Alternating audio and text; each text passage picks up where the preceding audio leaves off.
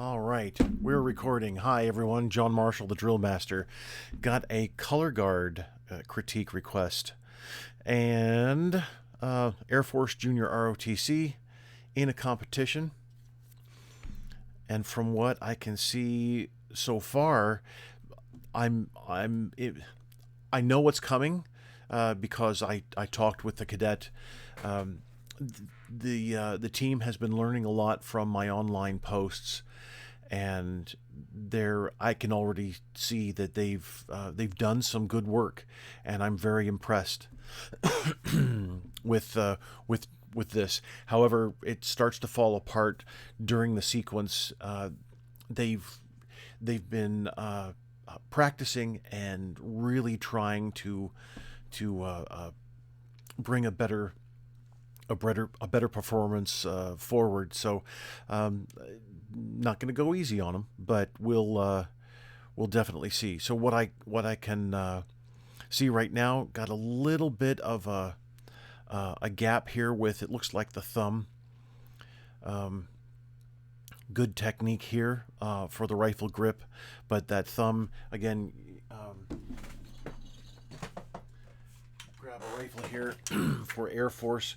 We need to split just like the other surfaces. Everybody splits the butt of the heel, but for the Air Force we close all the fingers, and then like the Marine Corps, we'll tuck the thumb into the curl or the curve of that index finger, so there's no gaps.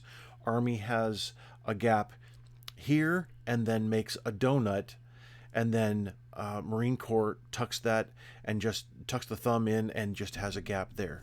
So Air Force, no gaps. Army, 2 gaps. And then Marine Corps, 1 gap. Why the difference? Don't ask me. We all used to do the same thing, and then we just went off in our separate ways, which is really quite annoying.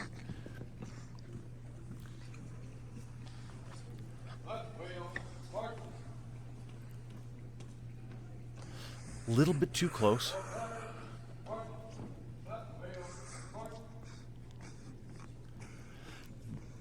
Six. So both the wheels executed really well. A little bit too close of spacing. You need to have both staffs angled forward slightly. Now the organizational colors here, that staff is angled correctly. Army, Air Force, and now Space Force, we have to carry the staff angled forward. Honor Guard, that's totally different. That has nothing to do with AFJROTC here, but got to have that angle forward for both of the staffs, and you need to have both of the staffs. So you're going to match the angle to the right. And when I say that, that means that whatever the national bearer is doing, then that's everybody else. No matter how far forward you're going, all of the staffs, how many ever there are on the team, all the staffs are going to be angled forward like that. When going to present, it's the same thing. You match to the right. Now the U.S. obviously is not going to dip. The organizational is going to dip, but let's say Army, Air Force, and Space Force are authorized to carry the state flag and other governmental flags in there.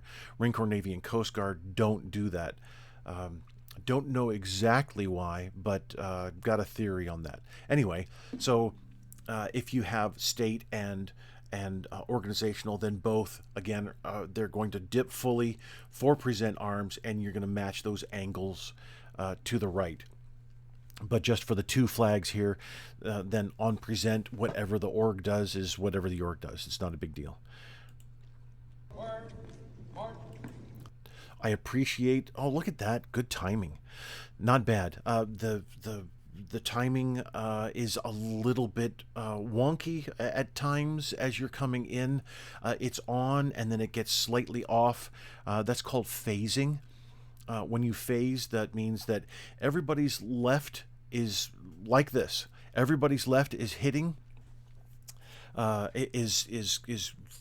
going forward. Everybody is, I'll put it this way, everybody's in step, but the heels aren't striking exactly at the same time. Hi, Max. So the the feet need to strike at the same time. And then for that mark time, I was going to say I appreciate the height there. It's a 4-inch distance from the ground, from the marching surface here. But that 4-inch distance, for some strange reason, is measured from the ball of the foot, not the toe. I don't understand that at all. Anyway, so if you let your foot naturally hang, then from the distance from the ball of the foot then down to the toe is, I'm guessing, I did the measurements. Honestly, I got in my boots, had I lifted up my foot, let it hang. My wife took a measuring tape. Seriously, did this, and the gap there from the toe to the ball of the foot, it's about 2 inches. So if you just lift the toe 2 inches off the marching surface, then you're good to go. As long as you're letting the toe or the foot naturally hang. If you're don't point your toe down and don't lift your toe high.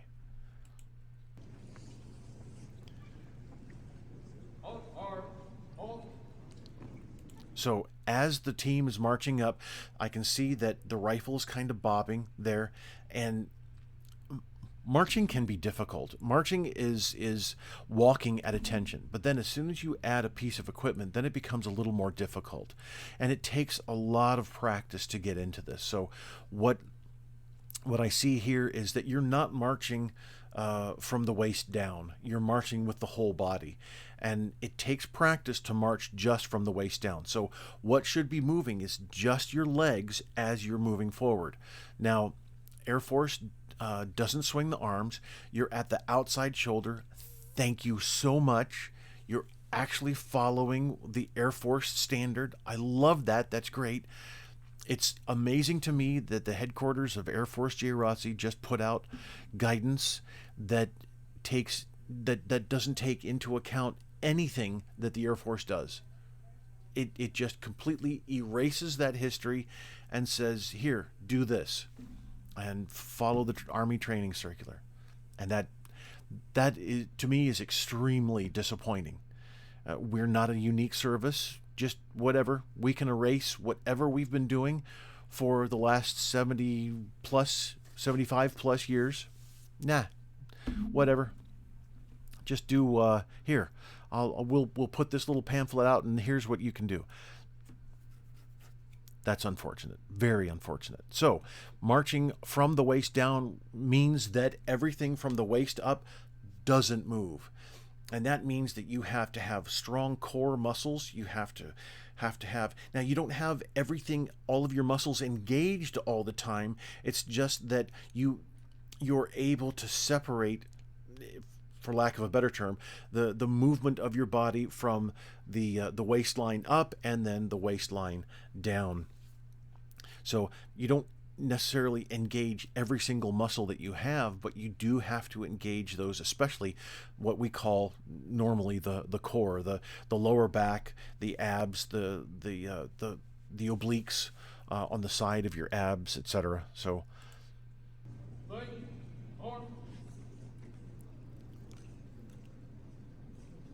okay, all right. So sling, what you're going to do, let me get my other rifle here, the lighter one. Okay, so what you're going to do for sling arms, and I understand that the blouse can be restrictive. The blouse, what I mean, normally everybody calls uniform that they're wearing, the jacket is actually called a blouse. A jacket is for wearing outside. It's either a rain jacket or a winter jacket, something like that. So this is called a blouse, and I get it that it can be a little bit restrictive, especially when you're wearing the ceremonial belt. But what you need to do to come to sling arms, and I forgot to mention this. The cadet who contacted me about this is a member of the team. I asked him if I could make this public for everybody else to learn, and he said yes. That is selfless leadership. He wants everybody to learn from their mistakes. and he knows that they're doing some things correctly and some things wrong. And to I get requests like this relatively often, where yep, you can go ahead and do that, make it public. I got a request from another team. I spent an hour and 20 minutes on the regulation drill sequence, and it's private, but that's for a specific reason. But I love it that some teams have that selfless thought process. All right, so going to sling, you're going to go from right shoulder. We'll do both. From right shoulder, you're going to come out, go to port, grab the rifle here. Notice I'm grabbing around the whole rifle, and then place the rifle on the hip. Now, if you're going to use the Marine Corps technique, that's fine. You cradle like this. I don't like it. I much prefer the Army technique. It secures the rifle, but the Marine Corps technique actually has the rifle in quite close to the body. Now, for left shoulder, what the right rifle guard needs to do is allow that one count of reaching over. They both come to port. They both grab. They both place. Notice my left here is placing the butt on my hip, and then you go through the loosening of the sling. So notice here that not everybody is aligned, and that's not sling arms. You're trying, and I really appreciate that you're trying. You've learned quite a bit so far just this year. I get it. So I'm going to loosen this really quickly. So your technique for going to loosen sling, fine, is whatever you want to do. Just don't do the click, click, click, click, click, click back and forth to try and get those signals. Get timing down. You need to ensure that the timing of all of your counts are together, and then audible signals all the time. All right, so what you're going to do is you loosen. You're going to take that sling. You're going to push your arm through like this. You're going to bring that rifle sling over your shoulder, and then you're going to bring the right arm back so that the forearm is parallel to the ground, and then you're pulling on the sling so that the rifle stays vertical, and then you cut that left away to attention. Alrighty, and I'll leave the sling loose because I'm pretty sure that we're going to go through the Titan slings technique. Oh, so all right. What I was talking about, let's go back here just a second. There. All right, so the feet, the heels aren't in line, which means most likely, unless somebody is completely out of whack with their hips, and I actually critiqued I forget what it was, just a couple days ago, had a critique where the individual was actually leaning forward with the legs, but had the torso straight up and down. That is a hip tilt problem. Anyway, which can be taken care of. But so we look for the heels to be in line, and most often, I won't say normal, but the usual is that everybody is standing in line. See, just like this our female cadet here, left rifle guard, she has her ear over the center of her shoulder, which is over the center of her hips, which is over her ankle bone right there. The little protrusion on the side, that's the ankle bone there. All of that is in line, more or less. That's a normal, healthy alignment, generally taken as such. So with that normal, healthy alignment, we can look at the heels then and make sure that everybody is aligned. Looking at the shoulders sometimes, especially with equipment carriage, then you can kind of get to where you can't see as clearly. But checking the heels, usually, I'd say more than 98% of the time, you'll be able to make sure that everybody's in line. So we have an alignment issue here, and that's because of the end step. So what I call the end step is the last step in the current direction. Now that means if you're going to go off to a flank or something like that, that pivot, that's the end step. Well, for halting, that's the last step you take forward. So everybody halted by taking, let's say, the left foot and then bringing the right foot up. You're marching like this, you transition with that left foot, then you transition with the right foot. But the last step for the Air Force, it's 24 inches for a normal step. That last step needs to be consistent with all the other steps that you've taken. So it needs to be 24 inches still. And what happened here is a couple of steps, it looks like both of the guards, I think so. Both of the guards took the same length step, but both of the color bearers didn't. Either that or no, I guess that's one. So U.S. color bearer and then the left guard are in line, at least toe-wise here. And then organizational color bearer is behind, and it looks like right there, that little tiny protrusion right there, looks like the right rifle guard. So your end step isn't the same, and that's why you're out of alignment. So you need to make sure that that's the same. Now, this facing movement for the guards is not supposed to be a facing movement. It's supposed to be a face in march. So what you're going to do is both guards are going to pivot on the platform of their right foot. The platform is the ball of the foot and everything forward, and they're going to, with the left guard, it's going to be post. So you're going to step out, kick that left out for the first step, but pivot on the right. For the right rifle guard, it's going to be a step over and then a pivot over to the right. So both of you step out, take your steps. I said erroneously 3 steps in another video. It's actually 4. Halt and then about face. What you both did was the Army about face and not the Air Force about face. So let's watch that. Squeak.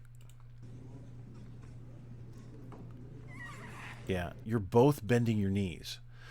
So the Army is the only service that requires a direct toe placement.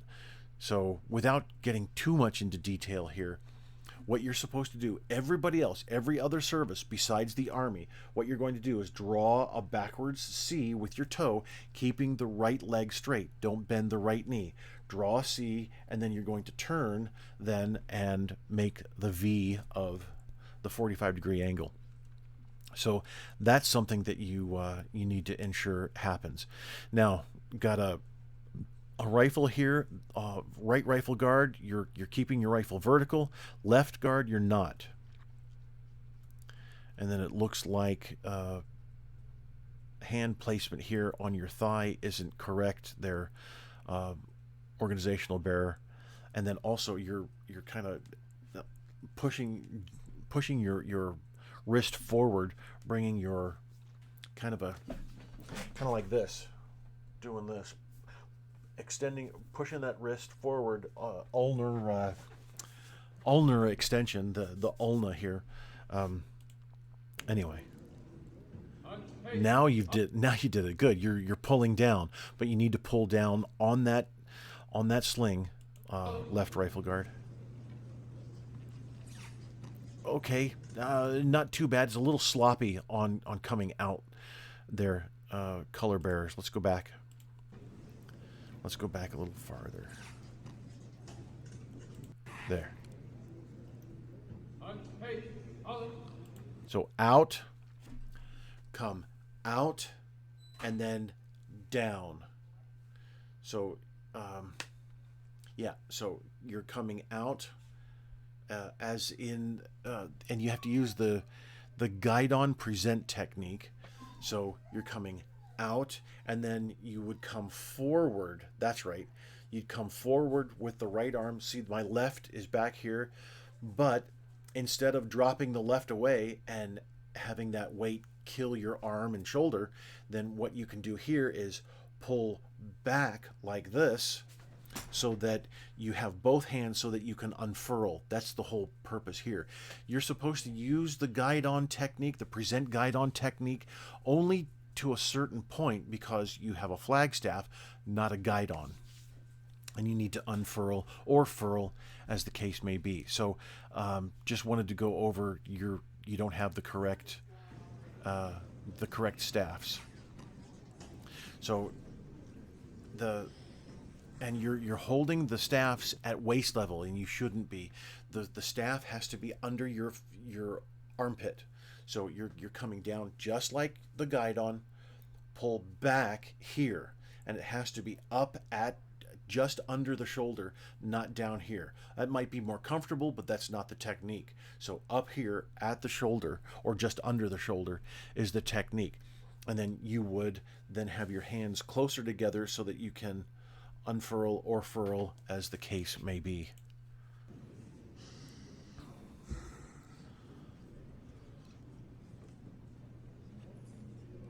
Good technique. That was good. You're in sync there. Not bad. Not bad at all. That was good, guards. I appreciate that very much. All right, so let's see. Okay, so you've got to know which way your flag is furled, and so you both are unfurling inwards here, to the right, outside, in. It almost doesn't matter, but it would be better if you both did it exactly the same. Now, I understand you have the wrong flagstaffs, but at least you have the same finial, the conical spear, it looks like, and I appreciate that. I understand, you need to get the new flagstaffs, the proper flagstaffs, guide-on staffs, light ash wood, but still, at least you don't have the eagle. I appreciate that.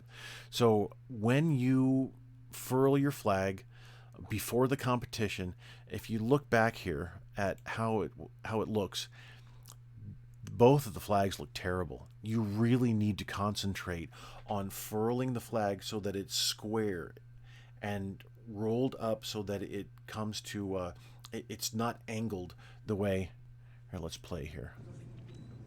There, right there, you can see the fringe is just a big curl all the way down, and that doesn't look good at all.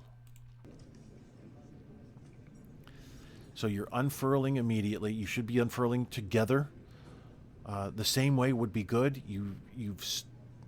Don't stop completely. Good. All right. That's not too bad. All right. So let's go back here. As soon as you're finished, guards, you're carrying your cases incorrectly.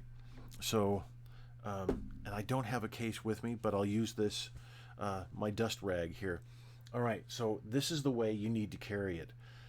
Not like this. And I'll have to hold this. So don't carry it like this, because you can't do anything with your fingers. You just lay it over your shoulder, and not. You're supposed to be able to hold your sling. So what you're supposed to do is hold it like this, like you're holding a book. All right, and then when you get to this point of reaching over to grab your sling, then what you're going to do is, see, I can take my two fingers here, hold the sling and the case at the same time, come to present, drop. So that's the whole, that's the purpose there. All right, I need to pause just for a moment. Okay, and we're back. All right, so you've unfurled, and I appreciate you're at the same level. That's great. You're raising up just a bit. Again, should have been up underneath the shoulder, but that's okay. So from here, what you're going to do is grab my pike pole. All right, so from here, what you're going to do is you're going to, from this point, you can bring your right up. I guess you don't have to necessarily. I can't tell with the distance here, but let's do that. All right, so you've got your right here next to your shoulder, really. So as you bring the staff up, what you're going to do is not look down like you do. You're going to drop the left to your harness socket. You're going to bring the staff up, place it in the socket. As soon as you place it in the socket, you're going to cut the left away. So it looks like this. You've unfurled and immediately then go up to carry, in, drop away, and you're good. So what you're not supposed to do is slam the staff into the socket. You're not supposed to look down because you're at attention, and there.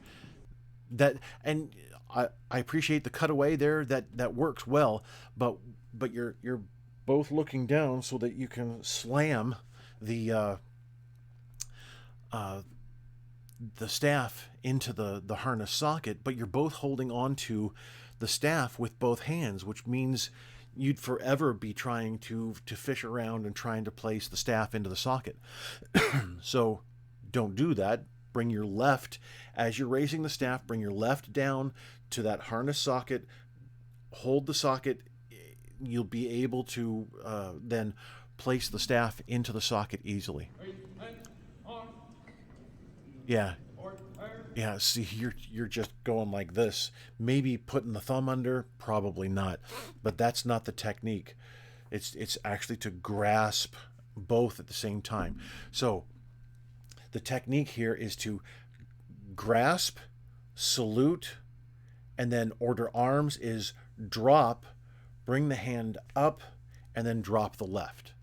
So what you did here,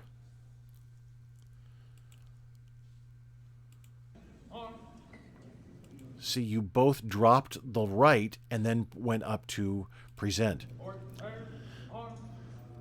That's not the technique. And neither is actually your order wasn't correct either. So right rifle guard did it correctly, left didn't. So left, what you're supposed to do is drop your hand all the way down, straight down to the position of attention, as if your right arm is at attention, and then come back up. So right rifle guard did it, left didn't. You just kind of brought it to the where the sling meets the rifle, actually right where my pointer is there.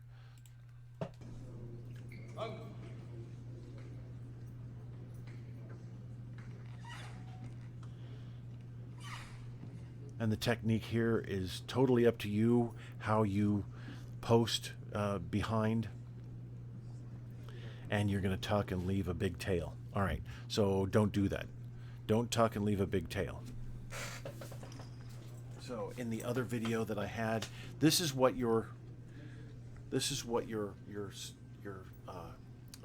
the case is supposed to look like.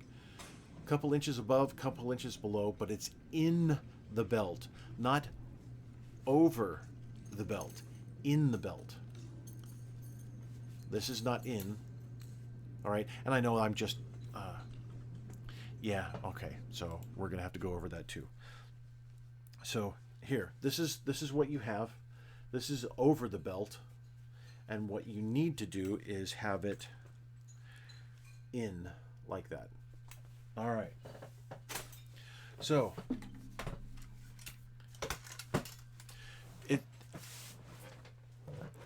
it's an automatic. You step back into line, you automatically go back to tighten slings and then your shoulder. So what you're going to do is reach through with your left, grab the rifle, place the rifle on the hip, all right, and then go through your tighten sling sequence, whatever it is that you've developed, and then you're going to grab the rifle so that you can bring it to port, and then go to right or left shoulder arms, and then cut.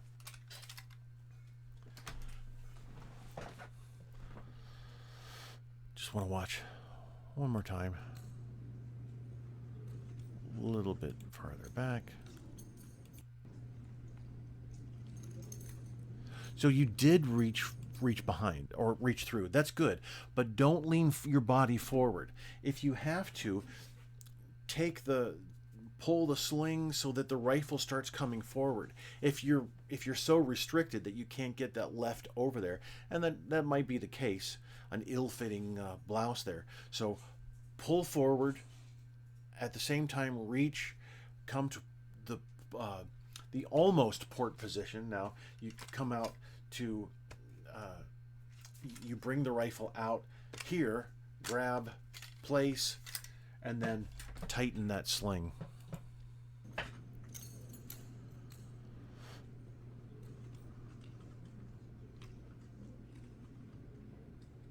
Oh, I see. So it looks like you don't have a technique, a technique that is by counts, or maybe the right rifle guard got a little hung up on something. You know, it's a sling. It's not going to work perfectly every single time, so that could be the case there.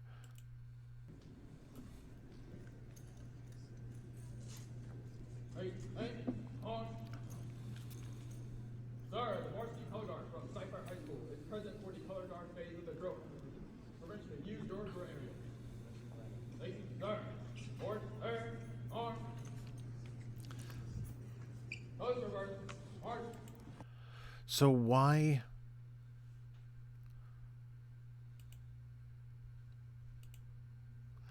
Organizational bearer.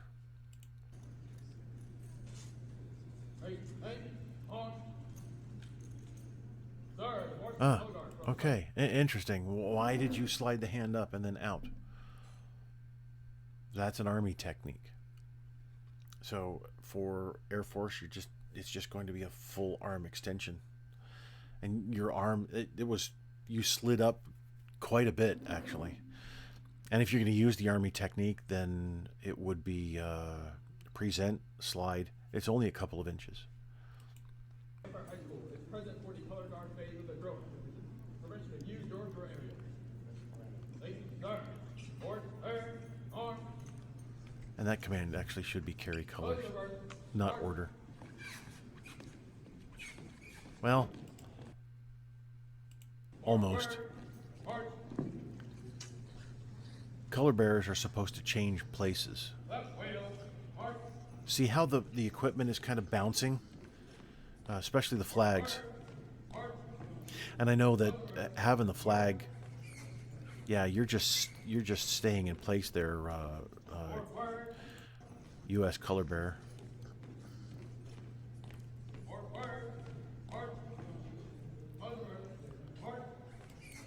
So see how you just kind of flank a little bit in place off to the left. What you're supposed to do is execute a face in march over, take that left step over into the org, which should be the organizational bearers, not the Texas, not a state flag. So I'll put a link. I'll make a note here. State.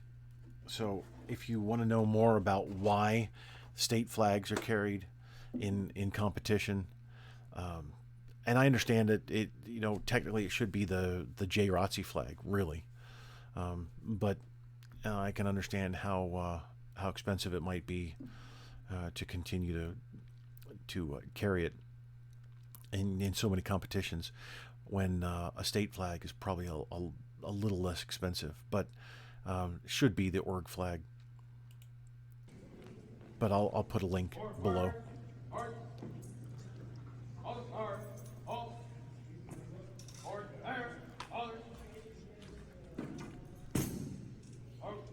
So try not to slam equipment. You're going to set it down. It's going to make some noise, but that was a little excessive. And as soon as the rifle is on the marching surface, you need to pull it in so that it's grounded up against your shoe.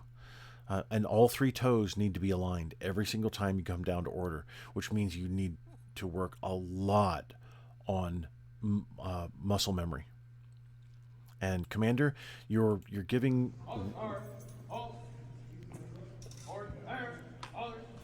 Yeah, you're giving relatively monotone commands. Order, colors. Order, colors. Big difference there. Color guard, halt.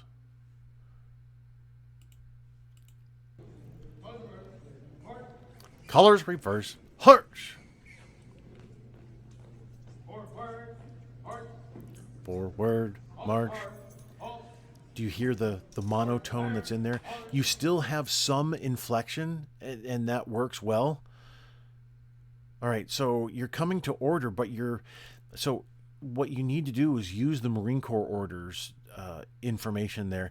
Since the Air Force requires outside shoulder carry for the rifles, that means the only service that does that has the explanation is in the Marine Corps order.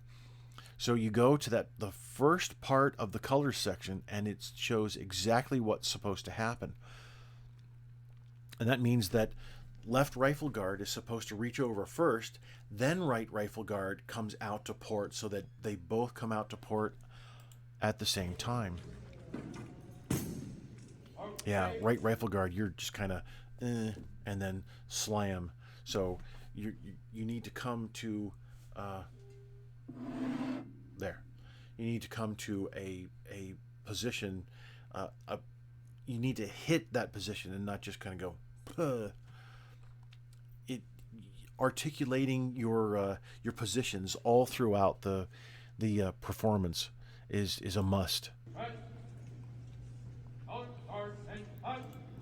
Good. You're still too close. Need to be at close interval. But I noticed that the hands didn't slide up. Excellent. Fingers stayed extended and joined at the side of the rifle. Didn't wrap around.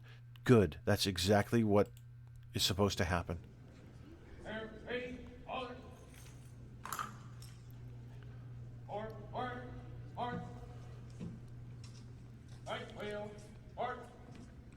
Three, 4, 5, 6. So it was about 7. That's fine. Anywhere from 6 to 8. 8 is usually a good standard.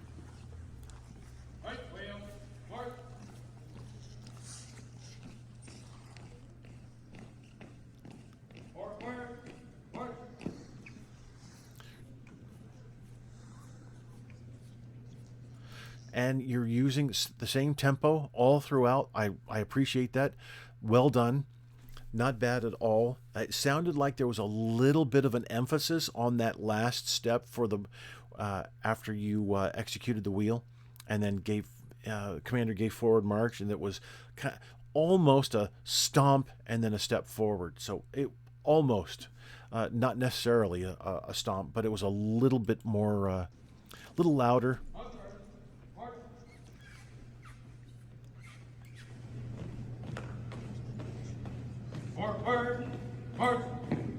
Yeah, see, you can tell that. Let's go back.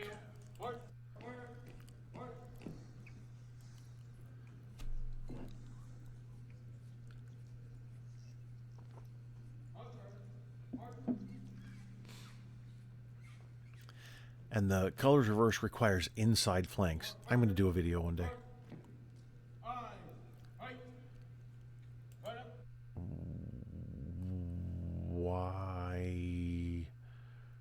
Why, Org Bear? Why? Step, go. So, eyes right is called on the right. Color organizational bearer, why did you bring your left up? Now, that might have been just a thoughtless action. Didn't realize you did it after you did it, so shouldn't have.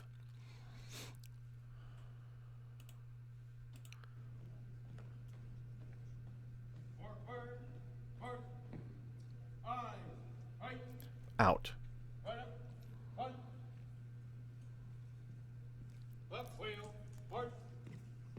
Oh, so maybe you meant to do that. I'm not exactly sure.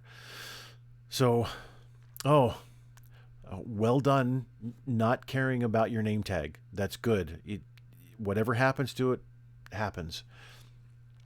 Oh, maybe that was what screwed you up on the sling, going from sling arms to getting those tightened, or getting it tightened and having that extra trouble. Maybe that was the reason. So, you know, things happen. It's just a freak mishap of nature. Okay, so eyes right called on the right, ready front called on the left.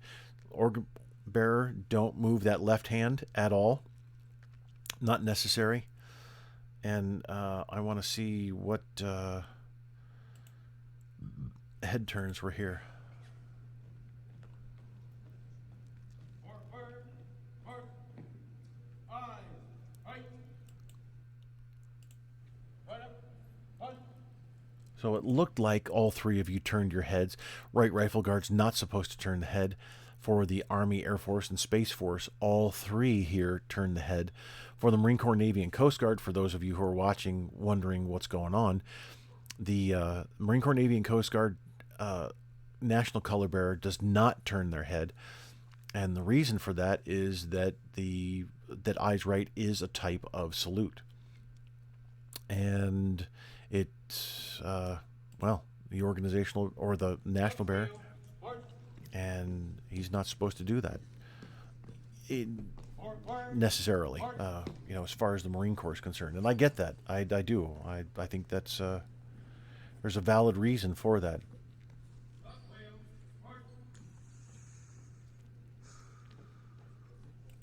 So I can't tell with the audio and the video not syncing perfectly, and that happens on YouTube sometimes, not a problem. But I just want to make sure that when you're calling left wheel, when you're calling right wheel, you're calling it on the left foot or the right foot in the direction that you're going, but also as the heel strikes the marching surface. If you're calling it later, then your timing can be really bad. Oh, I see. Yeah, you went out of bounds and then scooted over. Okay. So, lesson learned. Several lessons learned. So, oh, let's watch. That was really good. So, watch the end step here. You can see organizational bearer took a longer step. These other two on the right took shorter steps. But that's a perfect illustration of the end step. Step, close, and look at the alignment.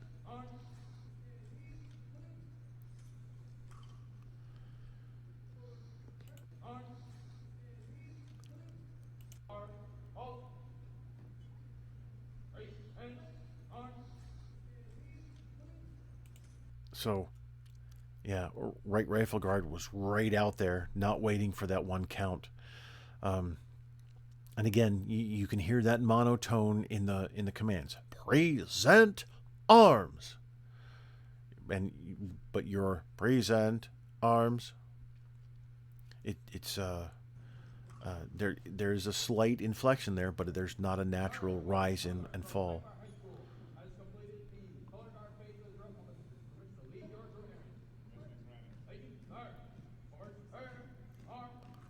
Carry colors, really should be.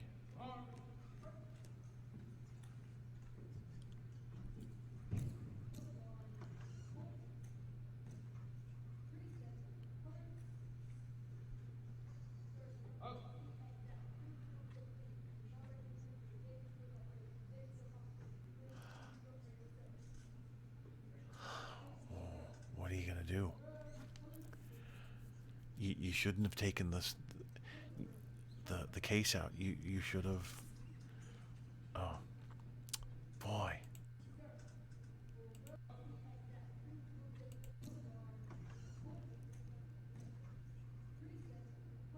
Oh, what a shame.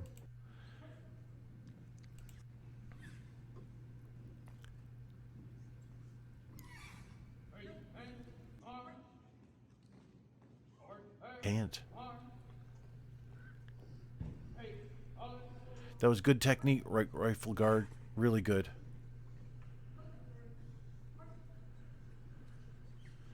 All right, so here, the furling. Um, Again, that staff needs to be under the shoulder, not at waistline. And as soon as you bring the staffs out, then you should start automatically furling. Holding the flag material is not necessary. Um, it can be helpful, but what the what the guard did here, I'm pointing with my finger. You can't see. So what the guard did here, going way down here with the on the material, on the silk, that doesn't work. That doesn't work well at all. So your staff is here, the material is hanging, and what you need to do then, I'll try and hold this, is put your hands a couple inches away from the staff. You can see my fingers flapping here a little bit. So you put your fingers here, and you make sure that as the staff is turning and the flag silk is furling, being wrapped around the staff, then the staff is going to come down so that eventually it's at horizontal, but you're guiding the silk here with your fingers, not way down there. I don't know exactly what you're going to do here. And left rifle guard, oh, I feel for you. I really do.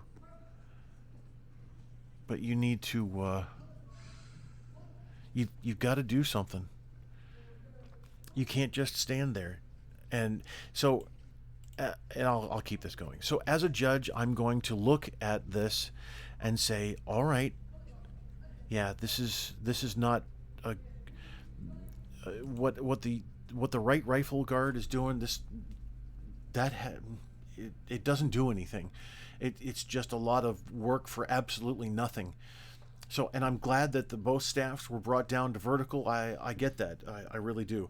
So as a judge, I'm looking at this and, okay, you had a brain fart. I get it. It happens. And it's a big one in this case. And you feel absolutely awful that you don't know exactly what you can do.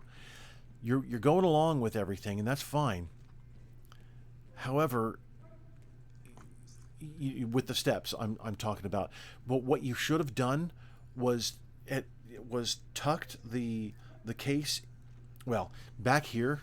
So when you were back here behind the color bearer, instead of grabbing the case and staying at left shoulder, that fills both of your hands. Never should have done that. Should have left the case, just sucked it up and loosened your sling, gone to sling arms, then grab the case. Everything from that point on obviously is wrong. You can't do anything. And now we have the Texas flag, with that big spiral here, when it should be nice and square like the U.S. has. But again, don't do this, and especially like a foot away from the staff. It doesn't really do anything except look a little strange. So I'm so sorry that happened. That's just a shame. But see, you're not even casing the color. You're not adapting to the mistake that you made. And that's exactly what's required. Okay, you made a mistake. So how are you going to adapt to this? You're not adapting to it. You've compounded everything. There's no way that oh, what a shame. There's no way that